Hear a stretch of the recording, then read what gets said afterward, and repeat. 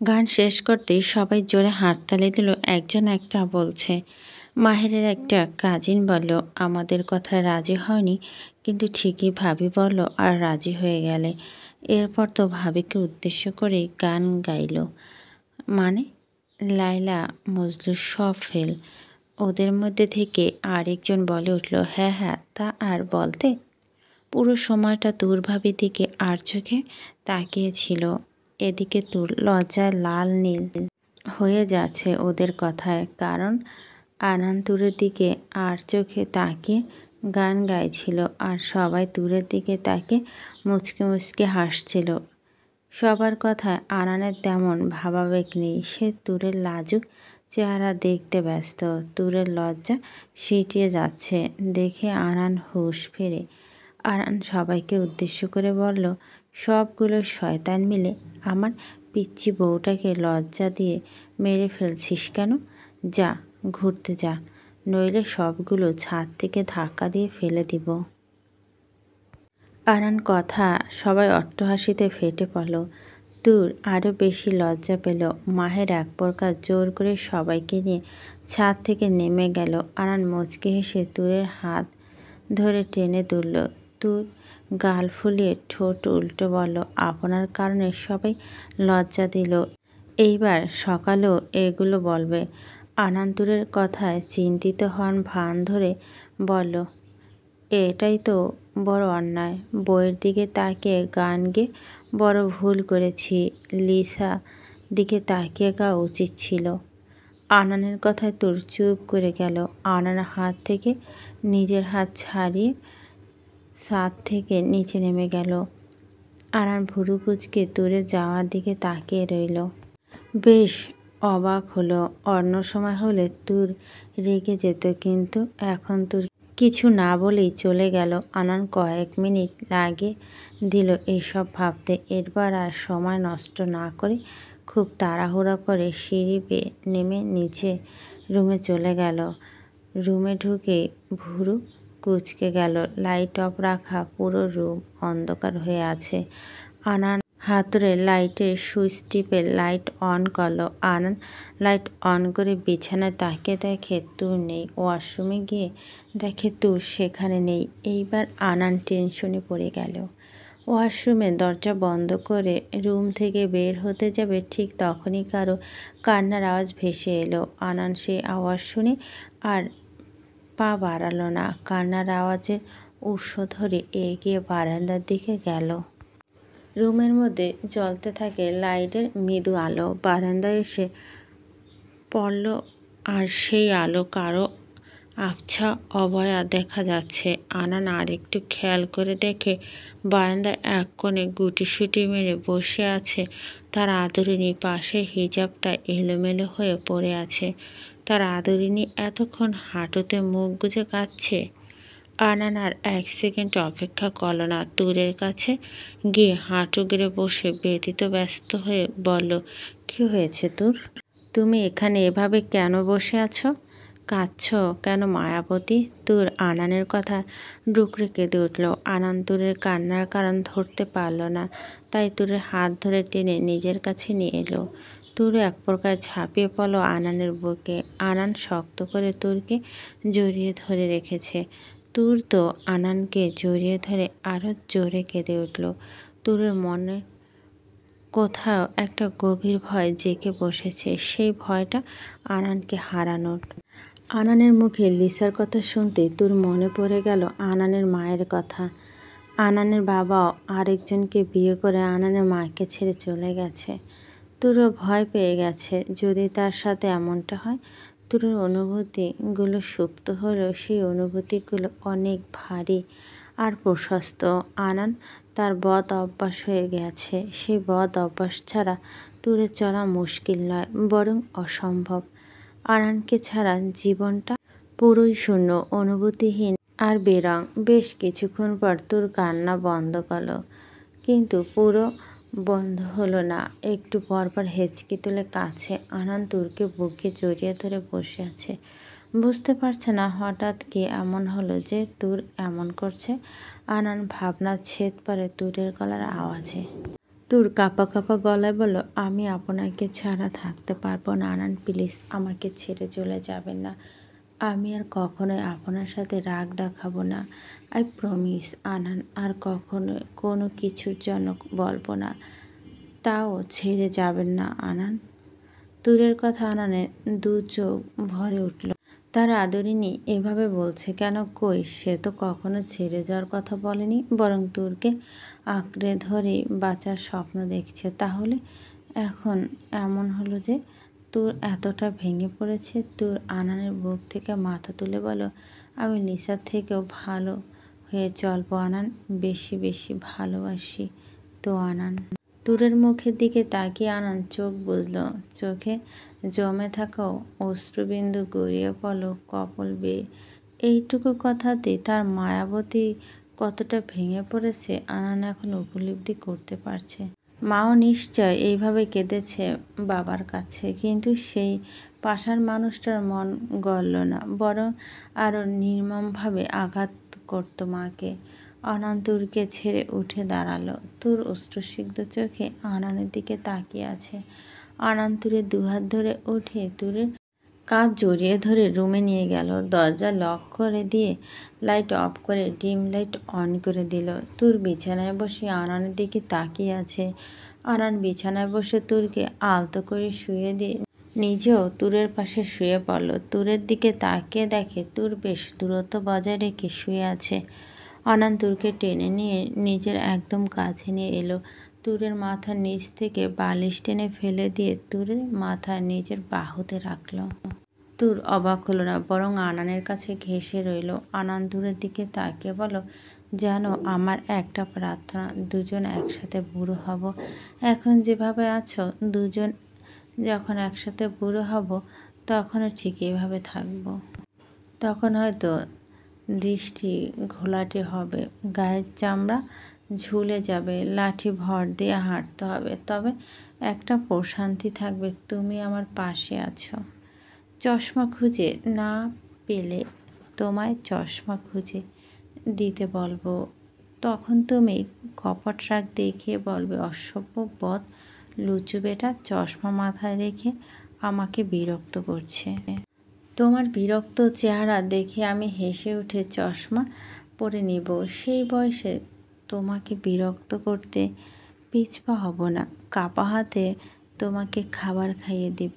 আমি যখন ঔষধের কথা ভুলে যাব, তখন তুমি আমাকে ঠিক মনে করিয়ে দিবে। একটা সময়ের পর দুজনে অকেজো হয়ে পড়ব, কিন্তু বিশ্বাস করো তখনও আমার মনে একটাই সুখ অনুভব হবে, যে তুমি আমার পাশে আছো। তুর, তোমাকে ছাড়া এখন আমি নিজেকে কল্পনা করতে পারি না। কখনো ভুল করেও ভেবো না আমি তোমাকে ছেড়ে যাব। আমার তুমি ছাড়া কেউ নেই তুর। আমি এতটাই বোকা নই নিজের ভালো থাকার একমাত্র কারণ ছেড়ে মরীচিকার পিছনে ছুটব। আমি আমার তুর নামক পৃথিবী নিয়ে বাঁচতে চাই, তাই কখনো ভয় পাবে না। তোমার আনান তোমাকে ছাড়া কোথাও যাবে না।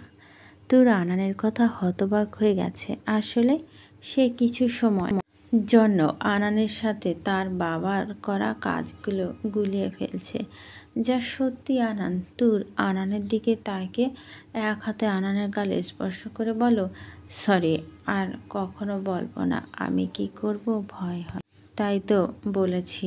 আনান মুচকি হেসে তুরের চুলে হাত গুলিয়ে বলল, এত ভয় পেলে হবে? পুরো আমিটাই তোমার, বুঝলে? এখন ঘুমোতে হবে, ঘুমাও, কাল সকালে তাড়াতাড়ি উঠতে হবে। তুর বলে চোখ বুজে নিল। আনান মুচকি হেসে তুরের কপালে গাঢ় চুমু দিয়ে নিজেকে ঘুমিয়ে পড়ল। ছোট্ট একটা নোট, হারানোর ভয়টাই ভালোবাসার রং গাঢ় করে। হারানোর ভয় আছে বলেই ভালোবাসা এত সুন্দর, স্নিগ্ধ আর পূর্ণ। সকালে ঘুম থেকে উঠে নাস্তা করে সবাই বাগানে চলে গেল। সেখানে গান বাজছে আর সবাই মিলে হই হুল্লোড় করছে। দুপুরের দিকে মাহেরকে হলুদ গোসল করালো। এটাকে ঠিক হলুদ গোসল বলে না, এটাকে হলুদের মধ্যে চুবানো বলে। মাহেরকে সবাই মিলে হলুদ দিয়ে ভূত বানিয়ে ফেলেছে। তুর সব দেখে হেসে কুটি কুটি হচ্ছে। আনান তুরের দিকে তাকিয়ে ধীর পায়ে তুরের মুখোমুখি দাঁড়ালো। তুর হাসি থামে ভুরু কুচকে তাকিয়ে রইল, চোখ দিয়ে ইশারা করে বলল, কি? আনান ঠোঁট এলিয়ে হেসে তুরের দুগাল হলুদ লাগিয়ে দিল। তুর চোখ বড় বড় করে তাকিয়ে বলো, এটা কি করলেন নানরুটি? আনান ঠোঁট কামড়ে হেসে বলো, আমার হলুদ ছোঁয়া হয়নি তাই একটু ছুঁয়ে দিলাম। তুর গালে লাগালো হলুদ, মুছতে মুছতে বলো, ডাকাতি করে বিয়ে করলে হবে কেমনে নানরুটি? চোর ডাক্তার ডাহা মিথ্যা বলে বিয়ে করেছে। আনান তুরের দিকে তাকিয়ে কুটিল হেসে বলল, তো কি করব, এমনি তো জীবনেও রাজি হতে না। তুর ভুরু কুচকে তাকিয়ে পায়ের পাতায় ভর দিয়ে আর একটু উঁচু হয়ে দাঁড়িয়ে হাতের হলুদগুলো আনানের গালে ছুঁয়ে দিয়ে বলল, আমি তখন প্যাকেট করা নানরুটি পছন্দ করতাম না তাই রাজি হতাম না। তুরের হলুদ লাগানো দেখে আনান থম মেরে দাঁড়িয়ে আছে। তুর আনানকে হলুদ ছুঁয়ে দিয়ে দৌড়ে মেহেরুন্নিসার কাছে চলে যায়। আনান তুরের যাওয়ার দিকে তাকিয়ে শব্দ করে হেসে উঠে বলে, একদম পাগলি একটা, আমার পাগলি। সন্ধ্যায় সবাই সেজে গুজে একদম তৈরি, হলুদের অনুষ্ঠান শুরু হবে কিছুক্ষণ পর। তুর শাড়ি হাতে নিয়ে দাঁড়িয়ে আছে, কিন্তু আনান একটাই কথা, শাড়ি পরা চলবে না। শাড়িতে রিস্ক বেশি, কোনো প্রয়োজন নেই, বরং তোমার জন্য যে বাসন্তী আর লাল কম্বিনেশনের লেহেঙ্গাটা এনেছি তুমি সেটা পরে নাও। তুর গাল ফুলিয়ে দাঁড়িয়ে আছে, শাড়ি পরা ইচ্ছে তারও ছিল না, কিন্তু সব মেয়েরা খুব সুন্দর করে লাল পাড়ের বাসন্তী শাড়ি পরেছে, তাই সেও শাড়ি পরবে সবার মতো করে। তাই জেদ চেপে দাঁড়িয়ে আছে। আনান ছেলেদের ড্রেস কোড হিসেবে বাসন্তী রঙের পাঞ্জাবি আর সাদা ডেনিম প্যান্ট পরে আয়নায় চুল ঠিক করছে। তুর কিছুক্ষণ তাকিয়ে থেকে রাগে শাড়ি নিচে ফেলে দিয়ে বিছানায় কাঁথা মুড়ি দিয়ে শুয়ে পড়ল। আনান আয়না তুরের দিকে তাকিয়েছিল এতক্ষণ। তুর খুব বেশি রেগে গেছে তা বুঝতে পেরে আনান নিজের মাথায় নিজে চাপড় দিয়ে বলল, কেন যে বউটা রাগিয়ে দিলাম, এইবার সামলা ঠেলা নানরুটি। আনান হেয়ার ব্রাশ রেখে বিছানায় তুরের পাশে গিয়ে বসলো। তুর আনানের উপস্থিত বুঝতে পেরে গায়ে কাঁথাটা আর একটু মুড়িয়ে নিল। আনান কাঁথার উপর দিয়ে আলতো করে তুরের মাথা হাত রেখে বলো, দেখি ওঠো, অনুষ্ঠান শেষ হয়ে যাবে, চলো। তুর যান, আচ্ছা ঠিক আছে বাবা, শাড়ি পরে যেও। তুর মুখ উপর থেকে কাঁথা সরিয়ে বলল, আমি যাব না, আপনি যান, আমার এত ইচ্ছে নেই। আনান চুপ করে গেছে তুরের কথায়, কারণ অনুষ্ঠান নিয়ে সন্ধ্যা থেকেই তুর খুব বেশি খুশি ছিল, আর এখন রেগে বলছে যাবে না। আনান তপ্ত নিঃশ্বাস ফেলে বলল, আহা বললাম তো শাড়ি পরে গেলেই সমস্যা নেই, আমি তোমার পাশে পাশে থাকবো, তাই কোনো রিস্ক নেই। এখন উঠো, মাহের মন খারাপ করবে তো। আমি যাব না, শাড়ি পরবো না, আমার ঘুম আসছে, আমি ঘুমাবো, আপনি যান। আনান তুরের পাশে শুয়ে বলল, আমার ঘুম আসছে, ভাবছি আমিও ঘুমাবো, অনুষ্ঠানে যাওয়ার কোনো প্রয়োজন নেই। আনানের কথায় তুর উঠে বসে বলল, এত তাড়াতাড়ি কেউ ঘুমায়? মাত্র 8টা বাজে।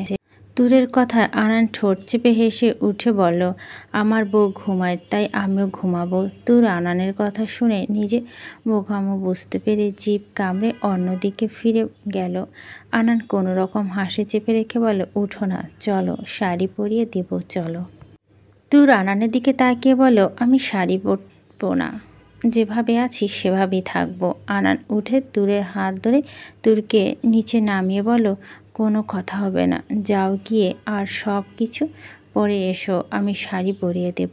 তুর কিছু বলতে নেবে তার আগেই আনান তুরের দুগালে হাত রেখে আদুরি গলায় বলল, আই এম সরি মায়াবতী, কিন্তু কি বলো তো, শাড়ি পরে যদি পরে যাও, তাই তো মানা করেছিলাম, তুমি ব্যথা পাবে ভেবেই বলেছিলাম।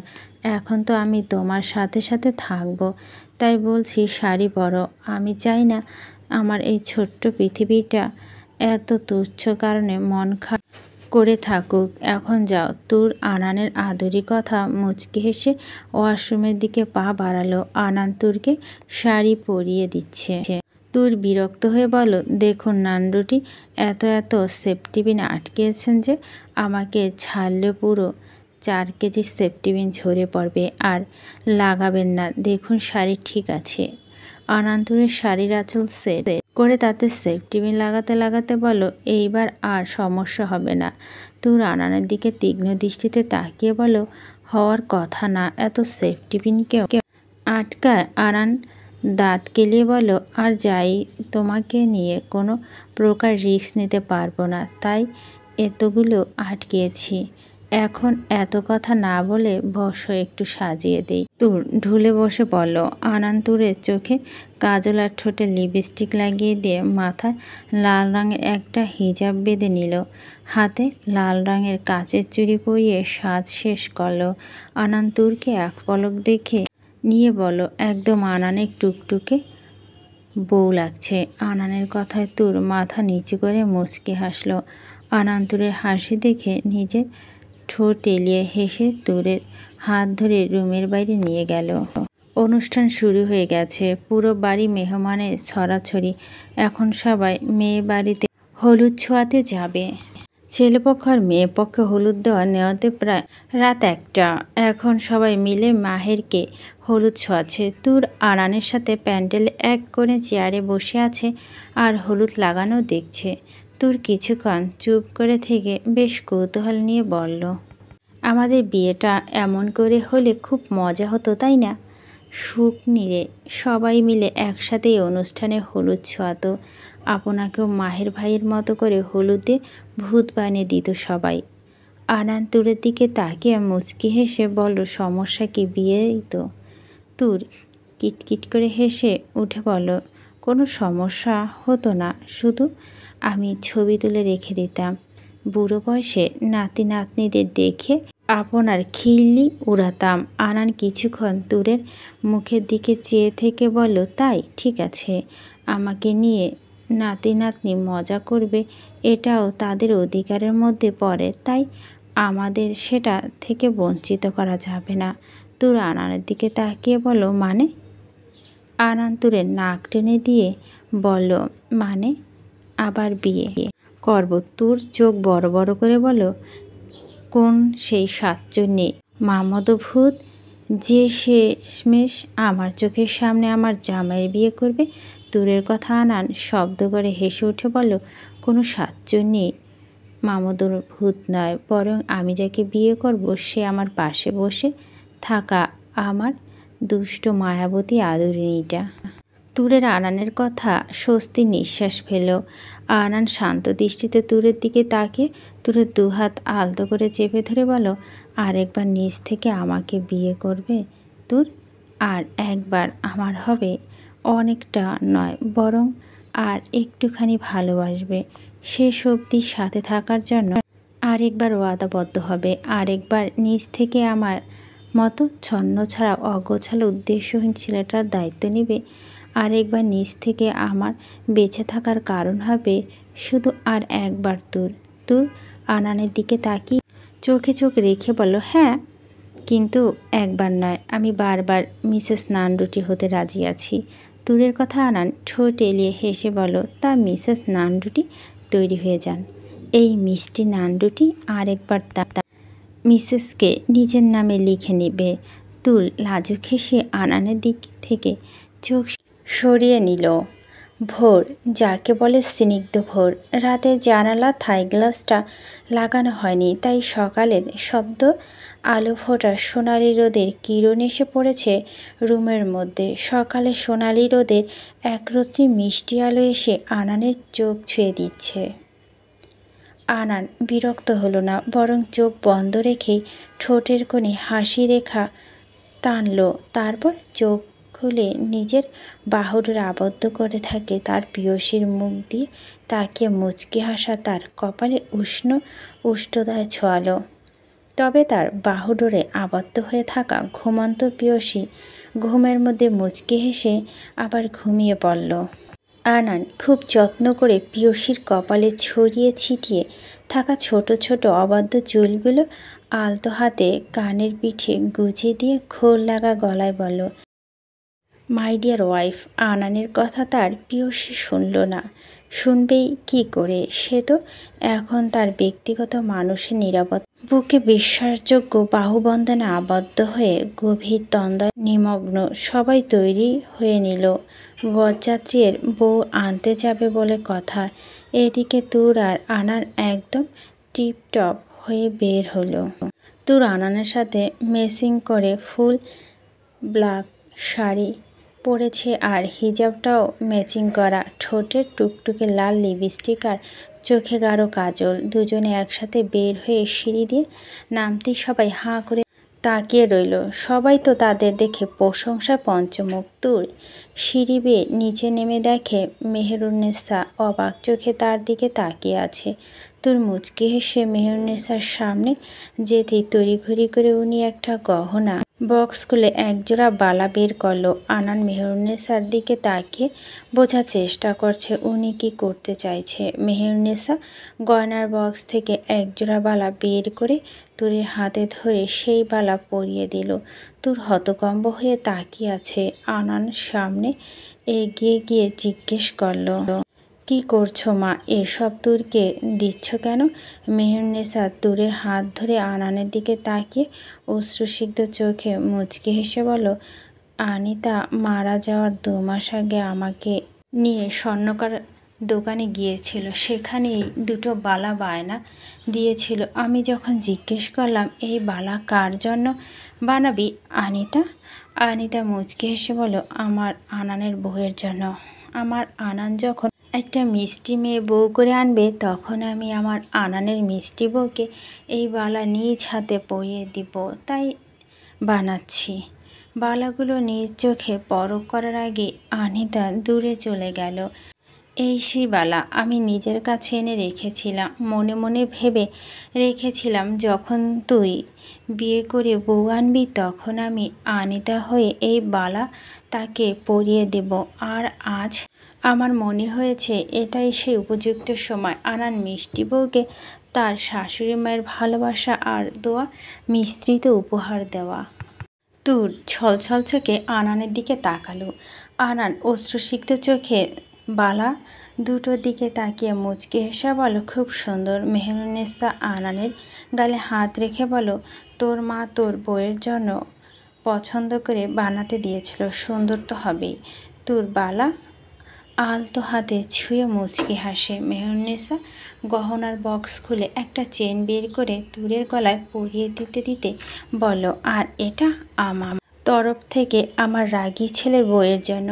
তুর ফিক করে হেসে উঠে বলো, মা তোমার রাগী ছেলে একটু রাগী না। মেহেরুন্নেসা তুরের থুতনি ধরে বলো, এখন আর রাগ দেখাতে পারবে না। এত আদরে বউকে কে রাগ দেখাবে? রাগ দেখানোর চিন্তা করাও অন্যায়। মেহেরুন্নেসার কথা তুর লজ্জা মাথা নিচু করে ফেলল।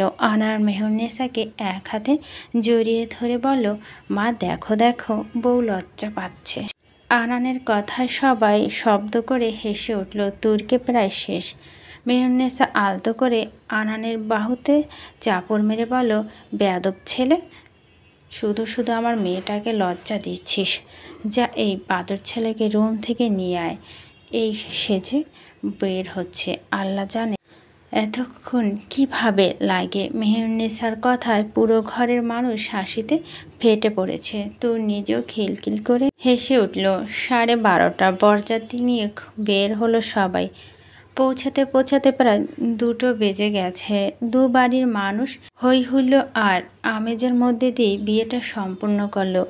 বউ নিয়ে আসতে আসতে সন্ধ্যা হয়ে গেল। এদিকে মাহেরের বউয়ের তুরের সাথে বেশ ভাব হয়ে গেছে। তুর রীতিমতোই মাহেরের ছোট শালিকাকে শাহেদের বউ ভেবে নিয়েছে। আনানকে এই নিয়ে 10 বার বলা হয়ে গেছে। আনান ভুল করেও একবারও মানা করেছে। এতেই তুর রেগে বোম হয়ে বলো, আপনি কোনো কথাই বলবেন না। নিজ দিব্যি ডাকাতি করে বিয়ে করেছেন। আমার অবলা নিহিত মাসুম ভাইটার জন্য ভালোই ভালোই বিয়ের কথা বলছি, এতে ওনার রাজ্যের সমস্যা হয়ে দাঁড়িয়েছে। এই আপনি একদম চুপ থাকবেন। প্রয়োজনে মেয়েটাকে তুলে নিয়ে বিয়ে পড়িয়ে দেব, তাও এটাকে শাহেদ ভাইয়ের বউ বানাবো। তুরের কথায় আনান কিছুক্ষণ চুপ করে থেকে হতাশার নিঃশ্বাস ফেলে বলল, তুমি যদি শাহেদকে রাজি করাতে পারো তো আমি কিছু বলবো না।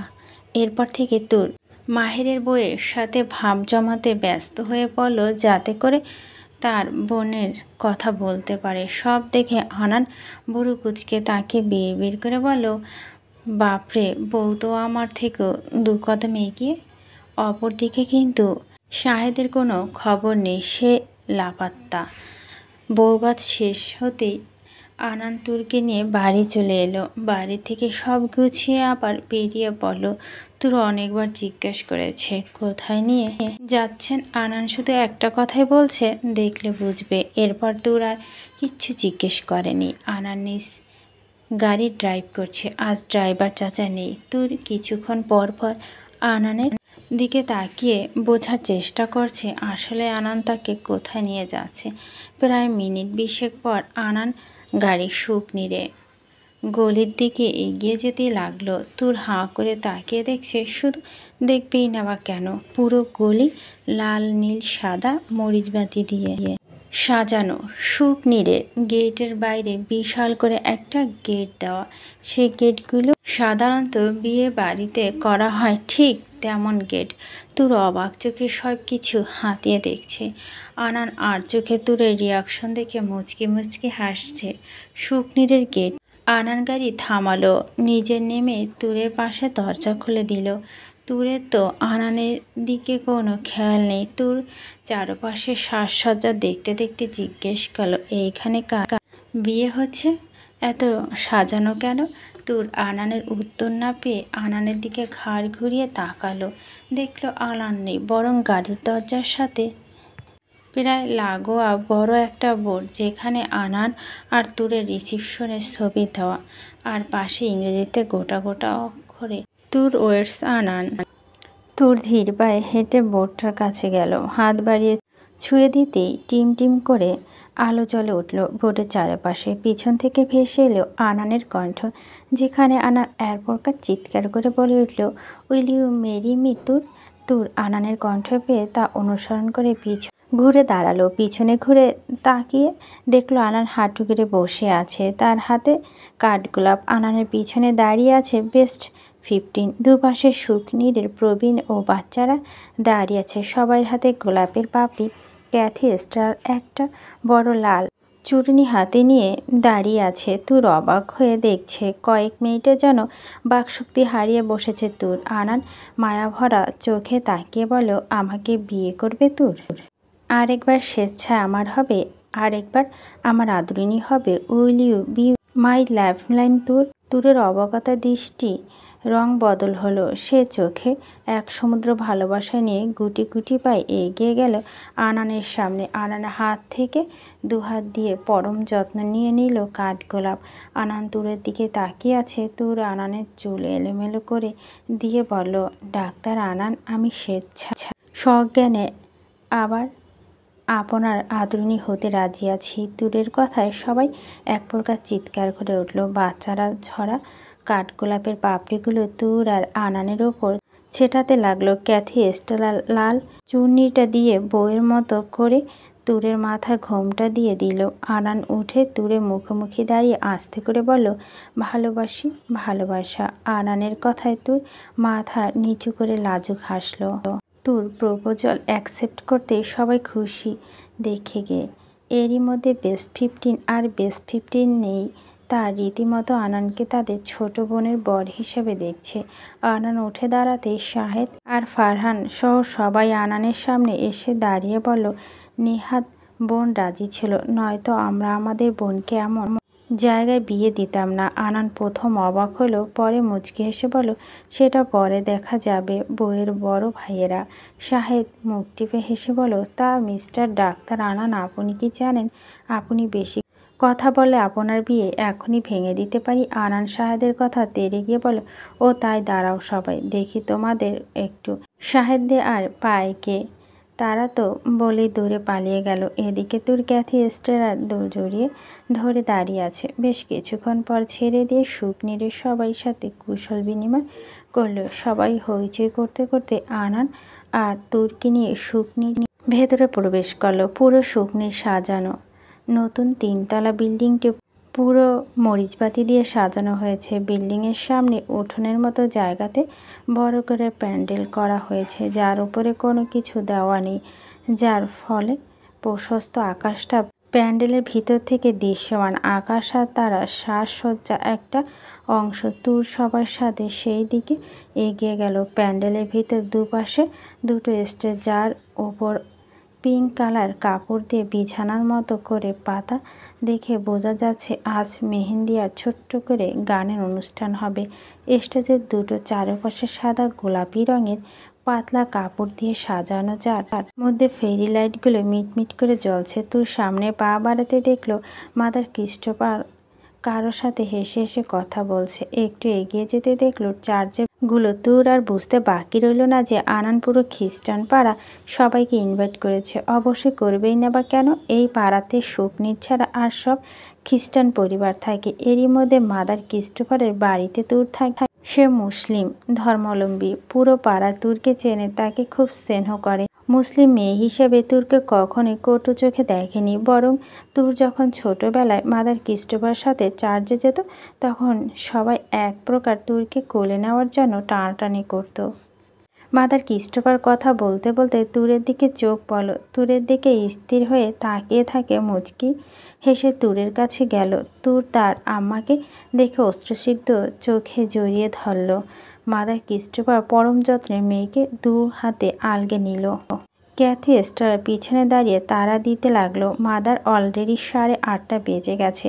জিজু বলেছে তুরকে রেডি করে দিতে। ক্যাথির কথায় স্টার মাথা নেড়ে সম্মতি দিয়ে বলল, হ্যাঁ মাদার, জিজু এর ড্রেস দিয়ে গেছে, দিয়ে বলেছে আম্মা যেন তুরকে রেডি করে দেয়।